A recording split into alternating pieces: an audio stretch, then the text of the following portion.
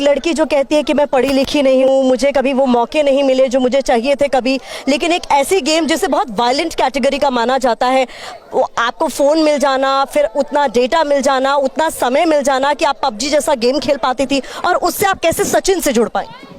Ma'am ज़्यादातर तो रात में ही पबजी खेली मैंने जब शुरू में ही डाउनलोड करी थी पबजी गेम। सब खेलते थे वहाँ पे, तो पबजी वहाँ सब खेलते थे। कुछ दोस्तें थी मेरी वो भी खेलती थी, कुछ मोहल्ले के लोग भी खेलते थे। पबजी बहुत अच्छी है, कोई कहता लड़कियाँ मिल जाती हैं, कोई ऐसे, मतलब बहुत मज़ा आता है। 4 लोग बैठ के खेलते थे तो बातें भी होती, तो अच्छा लगता था।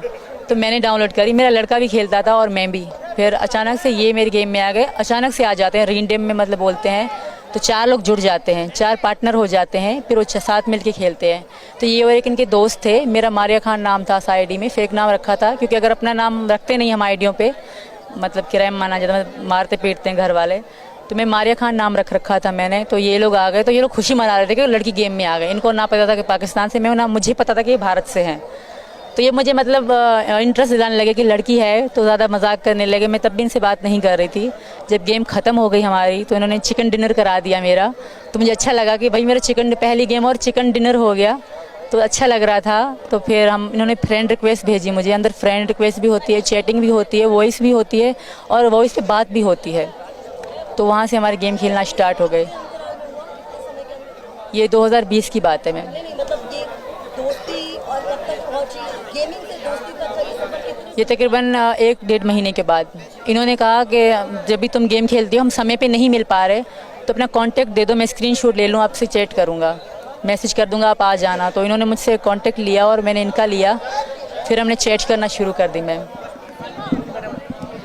पबजी खेलती थी तो फिल्में भी देखती होंगी। राजी एक फिल्म है जिसमें पाकिस्तान जाकर एक हिंदुस्तानी महिला ने शादी कर ली और वो वहाँ जासूस बन गई, और कुछ ऐसे ही राजी फिल्म का नाम है जिसमें आलिया भट्ट ने एक्टिंग करी है। इंडियन मूवी है, बॉलीवुड की। ऐसे में आप पे भी ऐसे ही सवाल उठ रहे हैं, आप भी शक के दायरे में हैं, तो आपके पास क्या दलीलें हैं जिससे आप ये साबित कर पाएंगे कि आप जासूस नहीं हैं? जो भी दलीलें हैं, जो भी चीज़ें मेरे साथ आई थी पाकिस्तान से, वो भी कस्टडी में है। तो कुछ तो हो गया है कंफर्म, कुछ भी कंफर्म हो जाएगा, और मुझे यकीन है कि सच ही सामने आएगा। ऐसा कुछ भी नहीं है मैम। मैं इनकी मोहब्बत में यहाँ आई हूँ। मैंने कभी भी ज़िंदगी में ना जेल देखी थी, ना कभी पुलिस सामने देखी थी। ऐसा मैंने कभी ज़िंदगी में, ना ही मैंने कभी अपना फ़ोटो भी नेट पे डाला था। अगर कोई डालती भी थी तो प्राइवेट, सिर्फ मैं देख सकूँ और यही देख सके। तो आज मैं, दुनिया मुझे देख रही है, तो थोड़ा अजीब भी है मेरे लिए। तो ऐसा कुछ भी नहीं है मैम। आई थिंक, मुझे यकीन है इंडियन जो पुलिस हैं, जो यहाँ की काम कर रही हैं मेरे बारे में, वो सच सामने लाएंगे। अच्छा, एक और बात सीमा, जैसे आपने कहा कि ऐसी कोई बात नहीं है और अभी बहुत सारी चीज़ें साफ़ हुई हैं और हो जाएंगी, लेकिन जानकारी ये भी है जो चर्चाओं में है आपको लेकर कि आपके भाई पाकिस्तान आर्मी में है, इसलिए आपको लेकर कहा जा रहा है कि आप जासूस हो सकते हैं, जिस बात का जिक्र अभी हमारी सहयोगी रोहिणी ने भी किया। तो भाई आर्मी में कैसे जुड़ा, आप उनसे कितनी आपकी बातचीत है, क्या आपकी आपस में बातचीत में शेयर हुआ कि आर्मी को लेकर क्या तरीका है, पाकिस्तान में कैसे काम होता है, क्या नहीं होता है? बहुत सारी बातें हैं जो आपको शक के दायरे में भी लाती हैं। जी मैम, ऐसा कुछ भी नहीं है। मेरे पापा की इच्छा थी, क्योंकि मेरे भैया को जॉब नहीं मिल रही थी। मेरे भैया हाइट के लंबे और अच्छे हैं, स्मार्ट हैं, 22 साल के हैं, वो ज़्यादा बड़े भी नहीं हैं। तो उनकी मतलब जॉब नहीं, जो हमारे लड़कों को जॉब नहीं मिलती तो वो फ़ौज में ही भर्ती होते हैं। तो ये मैंने खुद ही सच बताया था, और वो अभी भर्ती हुए 2022 में। अभी वो कंफर्म भी नहीं हुए कि आगे वो जाएंगे कि नहीं। अभी उनकी चल रही है, उनकी ज़्यादा सैलरी भी नहीं थी, अभी वो वाकई फ़ौज में भर्ती हुए हैं। नहीं। और आप हिंदुस्तान में आ चुकी हैं, बताया आपने? नहीं, मैं किसी को, मेरे घर वालों को किसी को पता नहीं था।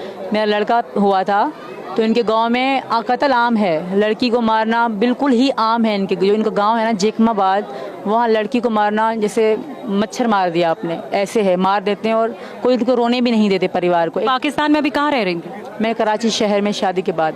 इसी डर से मैं हैदर साहब के साथ रह रही थी? जी, इसी डर से मैंने हैदर से रिक्वेस्ट करी कि हम यहाँ नहीं रहेंगे, क्योंकि कल हमें बच्चे होंगे तो उन पे क्या असर पड़ेगा। वहाँ स्कूल भी नहीं है, पहली बात, कोई भी मतलब वो नहीं है। जैसे शहर होता है, बहुत दूर शहर है जेकमाबाद, ये बिल्कुल जंगल में रहते हैं, क्योंकि सब क्राइम नाले लड़कियाँ मारते हैं।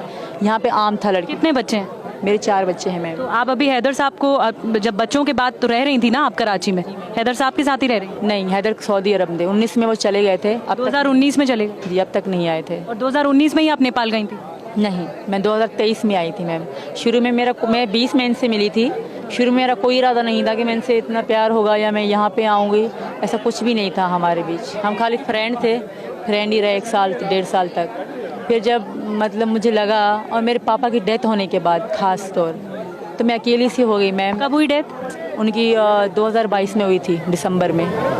तो उस बात से वाकिफ थी सीमा कि वहाँ पर मारते हैं, काटते हैं, लड़कियों के साथ ऐसा व्यवहार करते हैं, तो कैसे आपने वो हिम्मत जुटाने की कोशिश की? आपको लग रहा था, माफ़ कीजिएगा, कुछ आपके हाथों पे ये सारे मैं निशान भी देख रही हूँ, ये क्या है? ये किसने, क्या किसी ने किया है? नहीं, मैंने खुद करा था उनके प्यार में। हमारी लड़ाई होती थी, शादी वगैरह पे जाते थे मुझे बताए बगैर, तो इस बात पे हमारी ज़्यादा लड़ाई होती थी। तो इस कारण ये बीड़ी पीते थे मुझसे चोरी चोरी। इन्हीं से सच में। ये चोरी छिपे पीते थे? हाँ, तो मुझे इनके दोस्त फ़ोन करके बताते थे कि बीड़ी पी रहे हैं, तो मेरी कसम खाते। तो इस बात पे ज़्यादा मैं ये खुद को जलाती और कब की काटती। बात है? ये 2022 2022 की बात है, 1 साल पहले। अच्छा, फिर यही मैं कह रही हूँ, आपके साथ बच्चे भी थे, आप अकेली थी, कैसे आप अपना घर चलाती थी? कैसे आपने ये समझा कि आपको किस रास्ते सचिन तक पहुंचना है? क्या आपके पास उतना पैसा था? क्या काम आपने कुछ किया? कैसे आप सचिन तक पहुंचने के लिए ये कोशिश, ये जद्दोजहद करती आई? क्योंकि क्या सचिन के जरिए आपको पता लगा कि आप कैसे उनके पास पहुंच सकती हैं, चाहे वो नेपाल, क्योंकि आप लोगों ने मिलना शुरू किया? ये हम दोनों ने मिलकर सर्च किया था यूट्यूब के ज़रिए, क्योंकि हमें मिलना था। पहले तो मैंने इंडियन वीज़े